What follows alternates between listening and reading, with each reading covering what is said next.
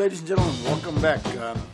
In this presentation, I want to address business rescue performance. What determines whether a business rescue will be a success or not? So the point to start, of course, is then to look at this diagram to see on the right-hand side there that there are several options that can be described as a business rescue success.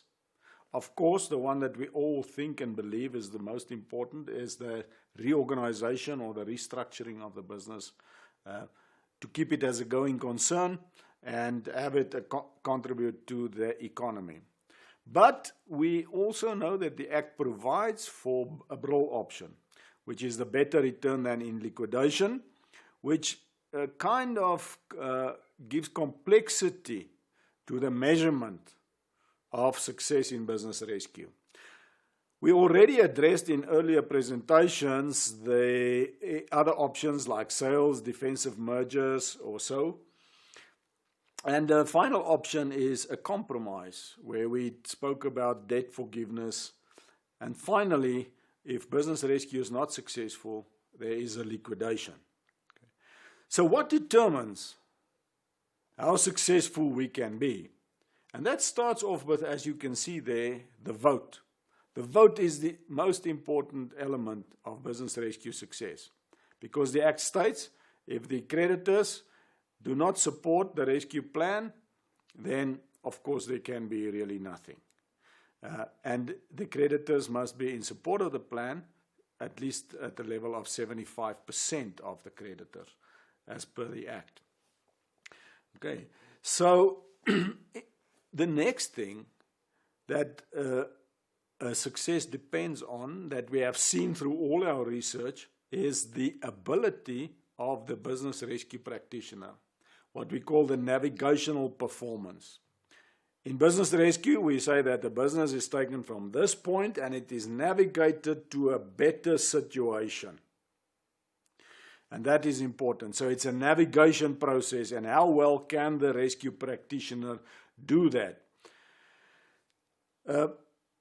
Business rescue success is then about two things, as you see there at the bottom of the slide. The success depends on the vote, mostly between reorganization and BRIL, as well as the navigational performance of the rescue practitioner. And you can see that formula in there as a multiplication in there. It is the vote, whether it's for any of those two plans, multiplied by the performance of the rescue practitioner. And so if any one of those are zero, then the whole success is also zero, and it ends up in liquidation.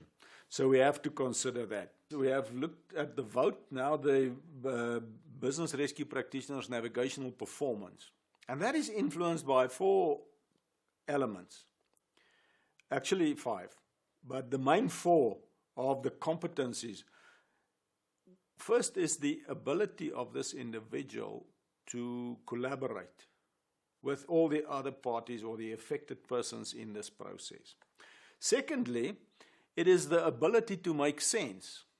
And we have already seen all the things that we spoke about sense making in the previous presentations, like causality, is there a reasonable prospect? It's all about the ability of this person to make sense of the specific situation. Associated with that is then the eventual competency to make decisions or to come to quick decisions, which is fairly important in the business rescue process.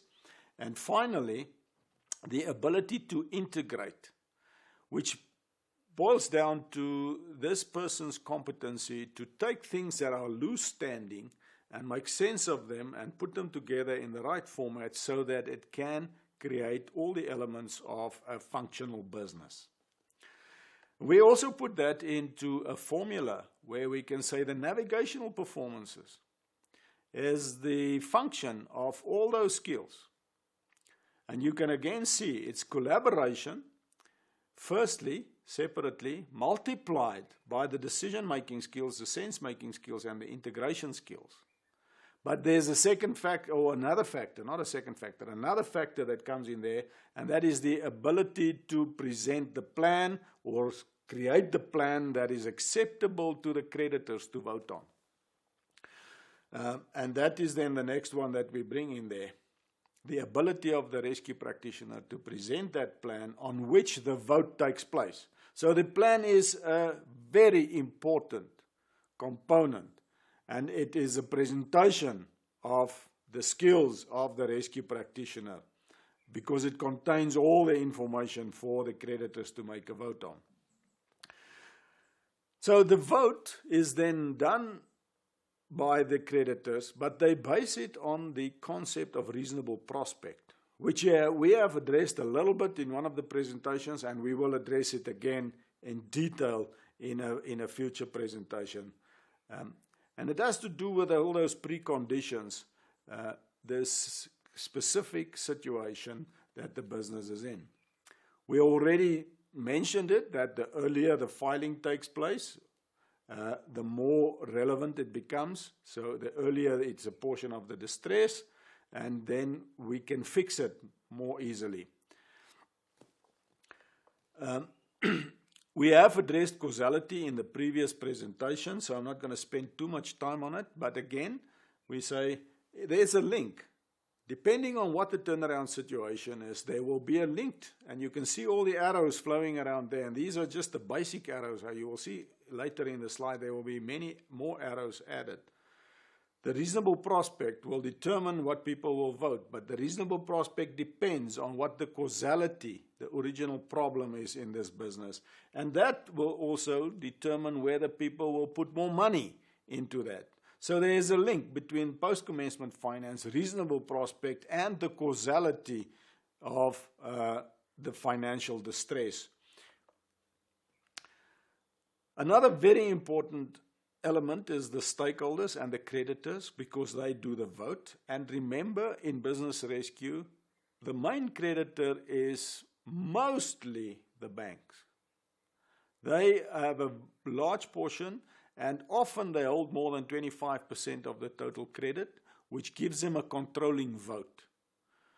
So that is very important then, that the bank must be on board when there is a creditor discussion.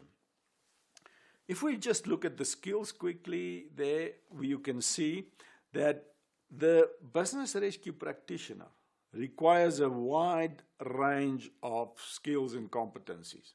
In order to make decisions, to integrate, to make sense, they need business skills, they need financial skills, they also need to understand the act, and then they must understand the specific context, because we know that all businesses have different contexts.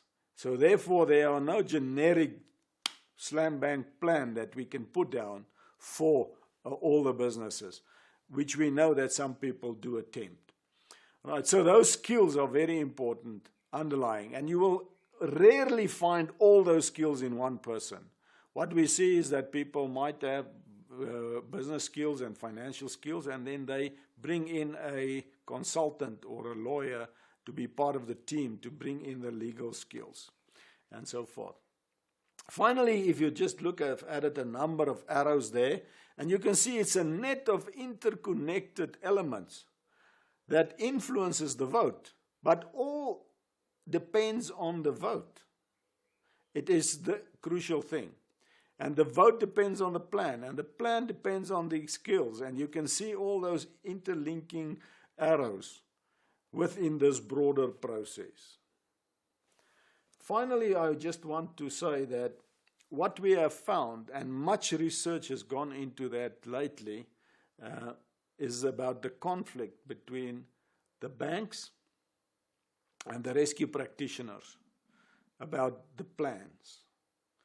Not only the plans, but the perception of reasonable prospect, the strategies that needs to be pursued, and so forth.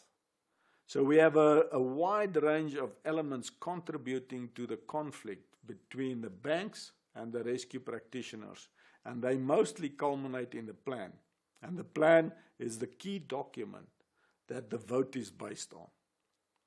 So if we must say, what is business rescue success? Depends on the vote.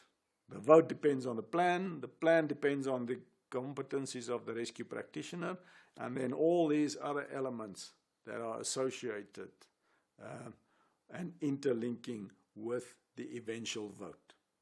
I think this is where we will end this one, and we will then see each other in the next presentation.